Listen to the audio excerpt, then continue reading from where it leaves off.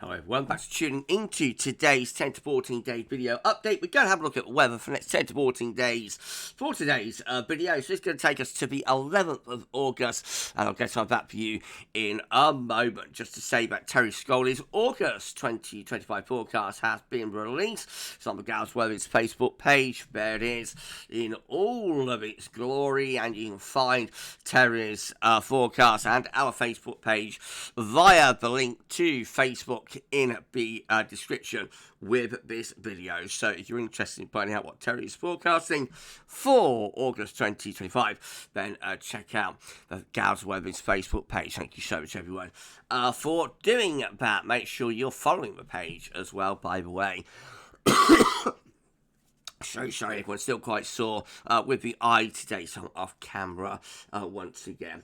Right, going to have a look at the latest wind from earth.nullschool.net, showing that regard to low pressure in the Atlantic coast, Greenland, Iceland, high pressure down towards the Azores as well. My mouse is all over the place today, not sure what's wrong with it. Having tried to control the cursor.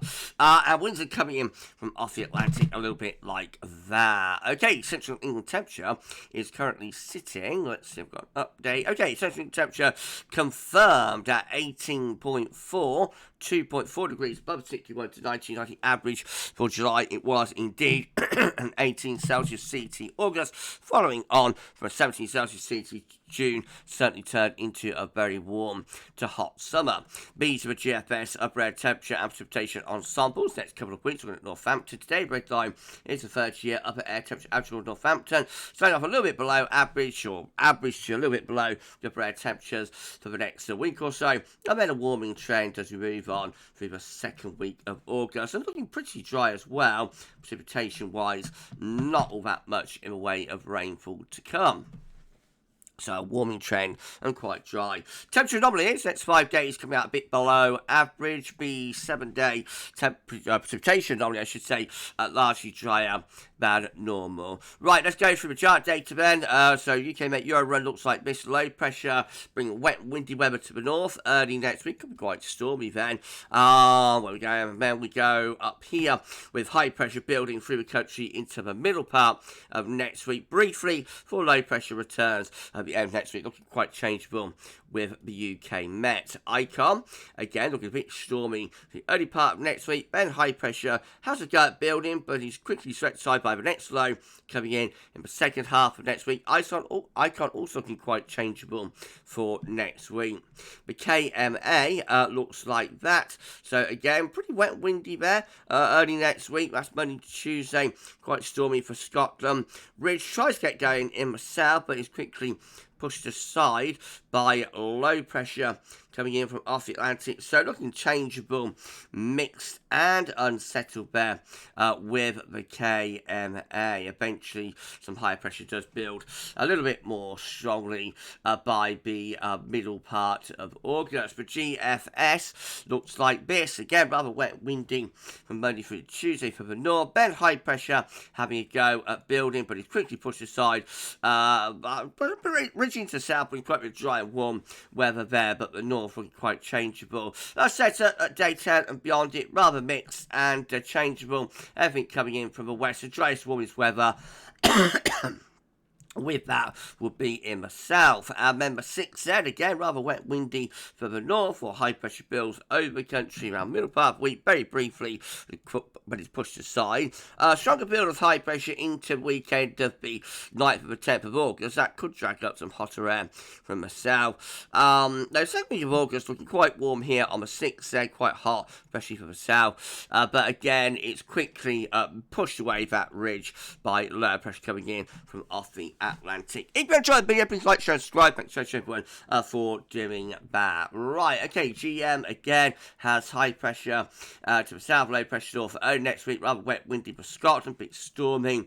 High pressure then as we go building into the south, but nothing much comes of it, to be honest. The south does get the driest and warmest weather, but always a little bit more changeable up in the north, cooler and more showery there. And then the ECM looks like that. So again, rather wet, windy early next week before high pressure builds into the south through the middle part of next week. That's pushed away by the next low heading in through the weekend of the 9th and 10th of August. And the low pressures just keep on coming really beyond that. So we get to 16th of August, as we get to the ECM looking properly unsettled. Are we actually going to settle things down in August? I'm beginning to have my doubts, I have to say. But we'll see. The south probably getting the most of the driest of the warmest weather. This is precipitation forecast based on the ECM from Tibet.com. A little bit showery and then wet, windy for Scotland, Northern Ireland, Northern England early next week. But certainly not all that settled, even in the south.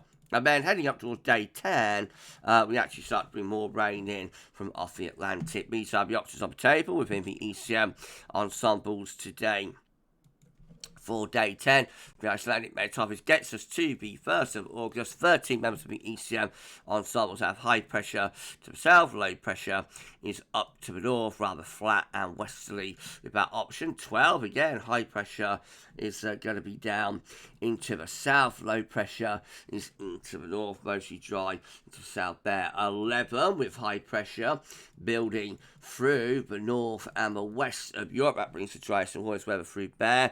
10, including the control of the operation, run more unsettled at day 10 with low pressure in the ascendancy, and 5 again with low pressure to the north, high pressure is down to the south in 2 weeks' time.